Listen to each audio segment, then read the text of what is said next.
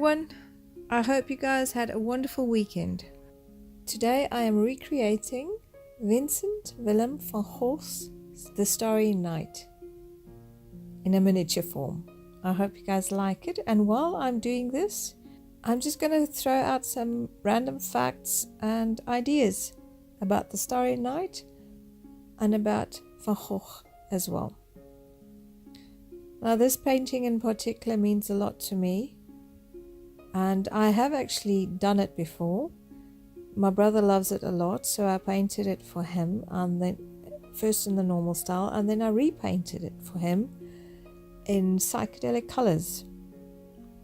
And the inspiration behind that was actually Dante meets Vincent, and the Dante in this particular theme is Dante's Inferno, actually, the 9 levels of hell. So maybe one day I will make a video of that and just tell you guys a little bit more about it. But let's get on to Van Gogh's The Starry Night. Now, for those of you who do not know, which I think very few people actually do not know, he was a Dutch post-impressionist painter.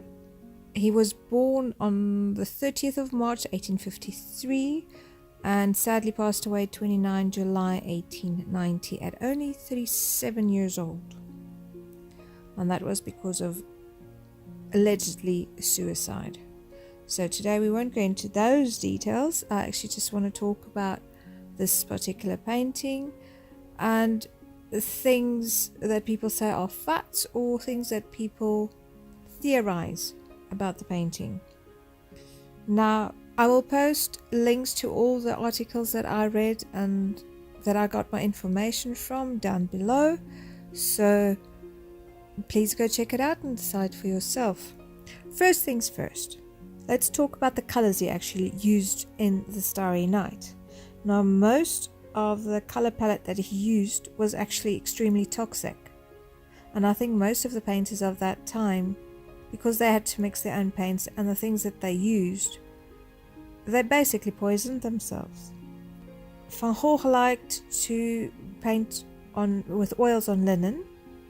He liked finely woven linen on wooden stretchers, and it was normally primed with lead white chalk and barium sulfate tinted with small amounts of yellow ochre and carmine.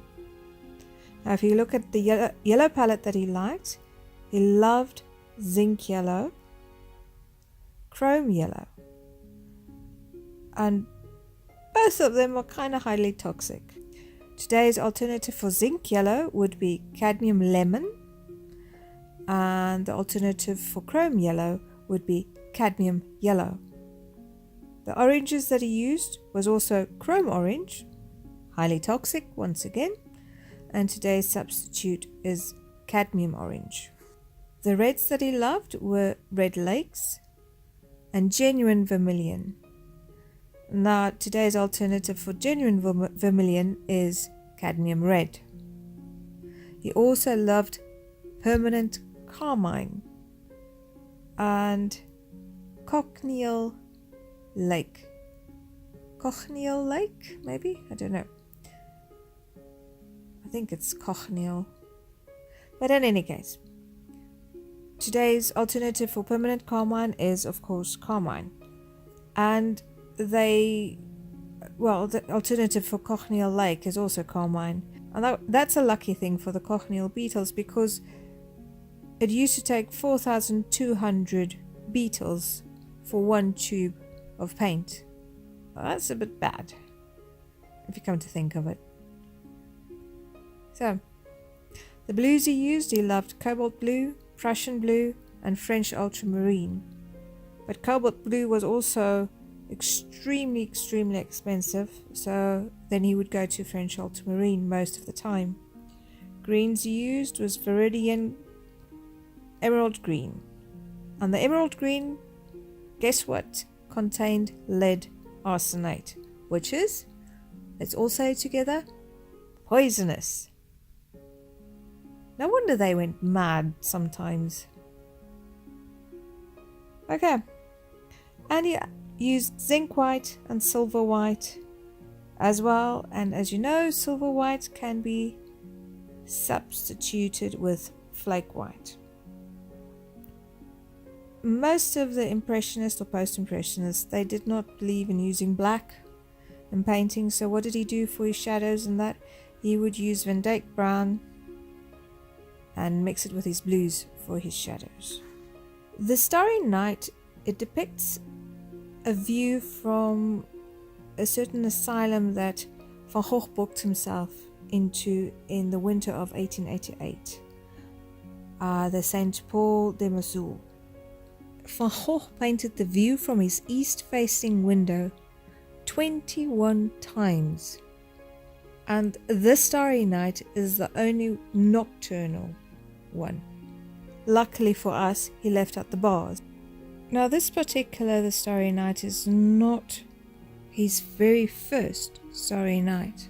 That he actually painted a year before he went to the asylum, and it's also known as Starry Night over the Rhone. What's weird is that for us, if you think of Van Gogh, immediately it's Starry Night comes to mind. Starry Night or his sunflowers or his wheat field. But Starry Night, I think, is his most popular painting ever done. But he himself thought it was a humongous failure. And how do we know that? It's because of all the letters he wrote to his brother that you can find out and figure out what he thought of his paintings. And he said to his brother about all of the paintings that he painted in the time that he was in the asylum and at Saint-Remy, that whole series of paintings.